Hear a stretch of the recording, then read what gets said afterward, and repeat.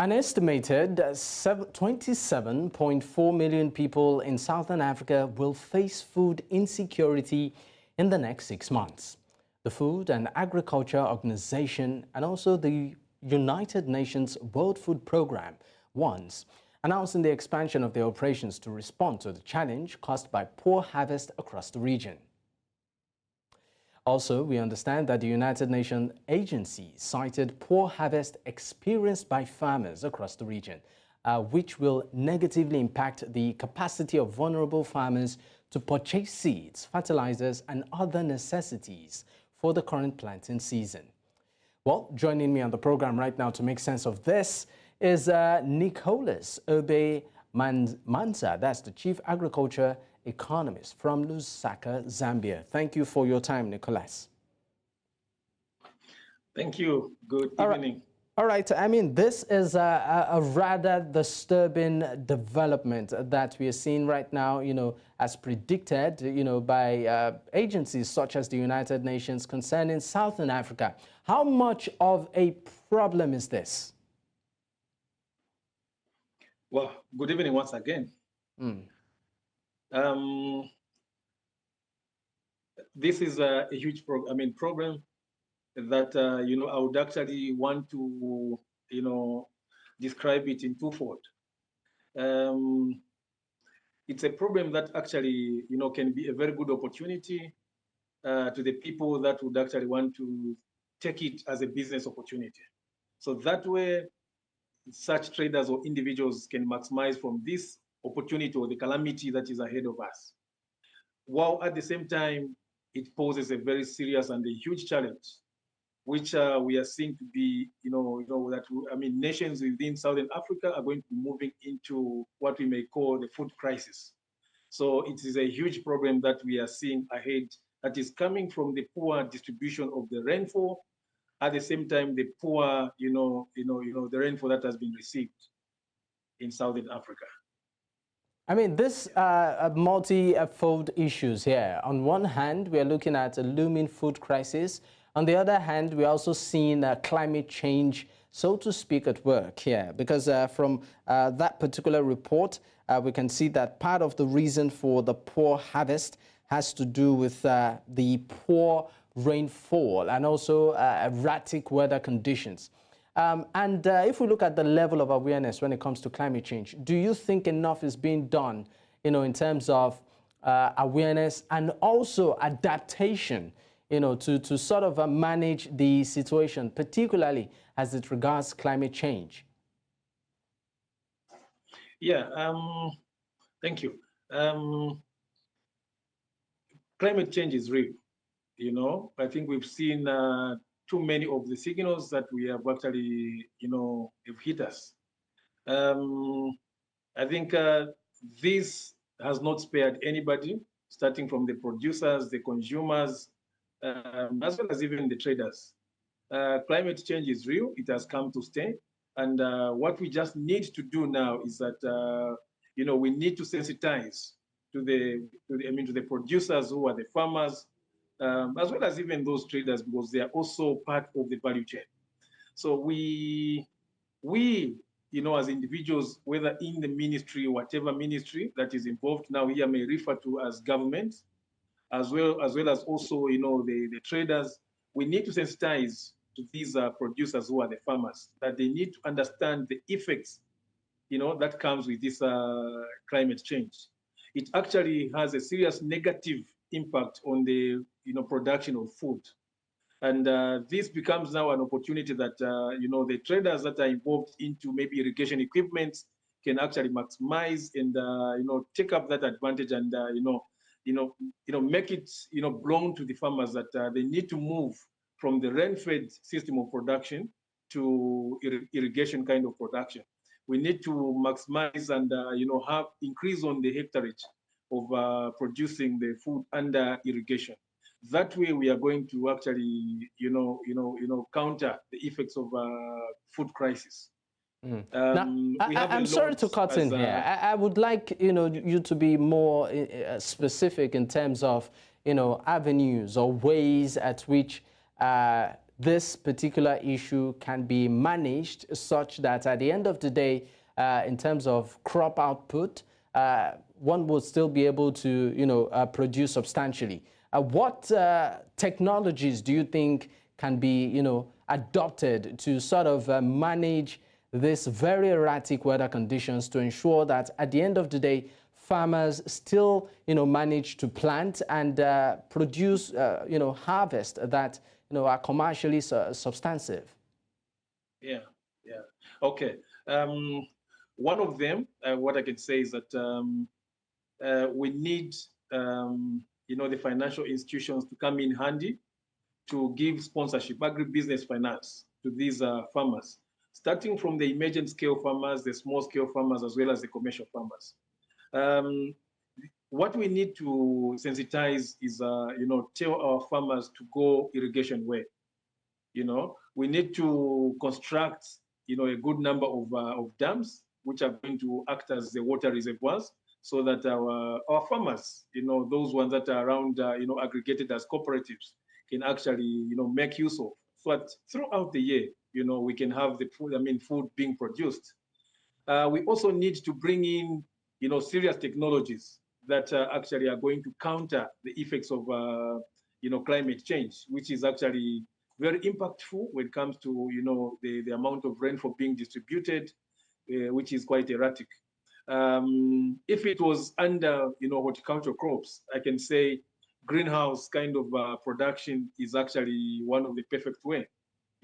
There are farms that actually I've visited around that I've seen, under 10 hectares, they are there, producing the food constantly. But mainly greenhouses are just into the vegetable kind of crops. But I mean, that is food at the end of the day. Because what we need is diversity.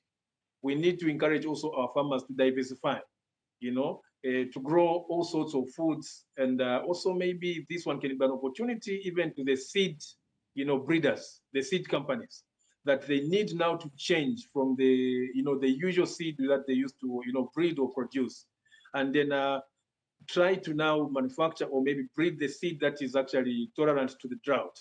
That way we are going to assist our farmers to manage the gap of food. Now, Lesotho and some parts of, Angola and also Mozambique face food insecurity. Areas facing immediate threats are Malawi, Zimbabwe, and also Madagascar, according to the United Nations report, where severe crop failure due to extended dry spells and also extensive flooding and also impactful tropical storms have resulted in increasing food insecurity.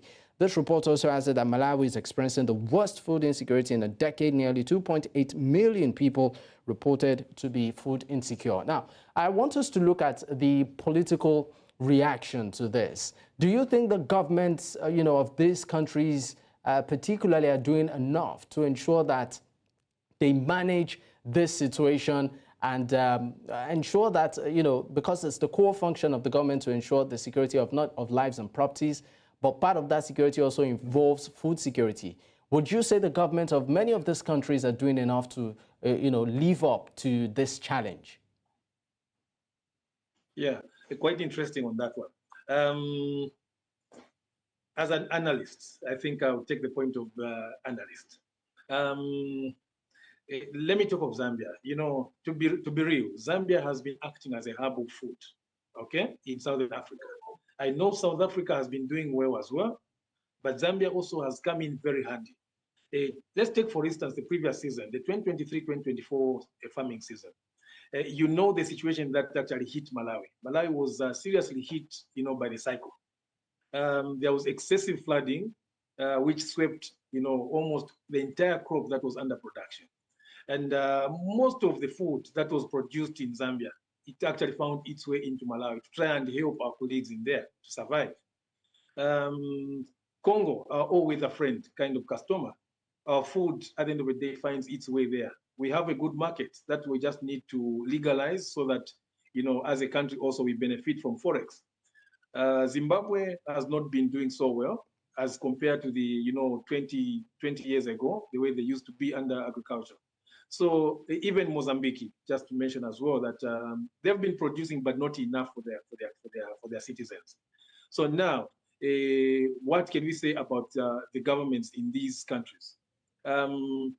I think it's high time that, we actually improved on what we may call government-to-government kind of bilateral agreements in terms of trade. We need to support one another. There's been issues of uncoordinated trade that actually is happening outside the system, which benefits governments where food is coming from into the country where it's going, because the one that is supplying needs to be getting forex at the end of the day. But what we are seeing is what we may call, for the lack of better terms, smuggling food, finding its way using uncoordinated avenues. So the governments actually need to coordinate in a way that the government that is lacking food or that has crisis in terms of food to feed their people, all they need is just to put a proper concept note on how they can do to say, we are in need of such food, such quantities of metric tons of maize or whatever kind of food that they're looking for. And then the government also on the other side to supply, they also make it known to say, we can supply you with this demand based on A, B, C, D kind of criteria or arrangement. And then that way you find that there will be that kind of support, and the people within these countries will have that support. So governments, I can't say they haven't done so much. Climate change is something that has just come to hit us unexpectedly. For example, I think what we just need to invest in meteorological departments in whichever country, so that we can have a proper predictions of how much rainfall should be expected, and that will give a better plan for our farmers. So governments just need to up, hands in terms of the bilateral agreement. Otherwise, there's a political side of it where that now comes to the higher authorities on how they support one another in political issues, economic issues. That's what feeds into how best you give support to your people in the country. I mean, these are really biting times, you would say. But another issue, that has come up has to do with the technology, adopted, particularly by many of the Western countries to sort of shore up, will I call it, food production. Now we are beginning to see genetically modified, foods being produced. I mean, for people that visit the market, sometimes you see the sizes of certain fruits, and then you wonder, did this actually grow naturally? And that, of course, has shored up concerns as regards the not just quality, but also the side effects when it comes to health side effects of some of these genetically modified, foods that are being produced. I'd like to know your reaction on it. Wow, thank you. This has been a bone of contention. If I'm to speak for my country, Zambia, so to say, we've had a very, very strong stance against the GMO production. I think we as Zambia do not allow the production of the genetically modified, organisms or, commodities or produce. For a simple reason, reason that you've actually just mentioned that, in as much as it has its own benefits, but the side effects or the demerits outweighs what you may think this is good. That has a very serious side effect when it comes to health of the individuals that are actually consuming those. Look, you want to grow, here's a normal crop. For example, let's take, maize. That takes more than 3 months to 4 months to reach its physiological maturity and then be ready for consumption, for human consumption. And then now you want to grow this crop under 2 months, and then you say it's ready for consumption, simply because you are injecting some certain chemicals that actually favor the growth of the crop, but do not favor the health of a consumer. So we as Zambia, I think, do not support the production and consumption of the genetically modified food. So how can it be? Actually, so how can, is there a balance? Is there a strike as to how to meet up with the demand, at the same time not compromise on quality? I mean, how do you sort of balance that out? Well, tricky question. Yeah, but indeed, you really have to understand the demand aspects, because demand is what informs the supply. On the contrary, not the supply informing the demand. It must be the demand informing the supply. So here we have a good number of commercial farmers within Zambia, even within South Africa. I know even within Zimbabwe, there are a lot more of the commercial farmers. We have, if I'm to speak to our scenario here in Zambia, a huge number of the small-scale farmers are the ones that actually feed the nation. The commercial farmers mostly they grow for exportation, and that's for sale. So we have this huge number of small-scale farmers aggregated together who actually produce the normal, kind of a crop that actually is used for consumption here, and that is actually what informs the demand for consumption within here. So it's quite tricky really to say, how do you manage this, consumption against supply? But really, we have reached a level where we know what a country consumes. I can tell you that for example, Zambia, we consume about 120,000 metric tons. That's of maize in a month. So that is able to, it's able to give us a projection. The policymakers are able to make a serious decision from that, because we have actually technocrats that are able to make these kind of food balance sheet for the nation. And then you look within to say, what do we need to preserve, or what do we need to reserve under strategic food, so that our citizens, our people can stay with the production and be able to consume within this period. And then you also put in a measure that by this time, if the food that we've reserved, it will run out, then there must be, a gap or maybe a bridge to say, okay, this is then a mitigation that will come in to help us that, probably maybe bring in issues to this, say winter maize, there are certain category of farmers that can move in and produce maize under, winter season. Yeah. Nicholas Obe Menza, Chief Agriculture Economist from Lusaka, Zambia. Thank you for your time. Thank you. Thank you for giving me this opportunity. I appreciate it. That's a wrap on the show today. Many thanks to all of our guests. It's also important that we state that the opinions of our guests remain theirs and not that of News Central. My name is Dakbo Adigboye. Many thanks to the producer and, of course, the crew working behind the camera. Bye for now.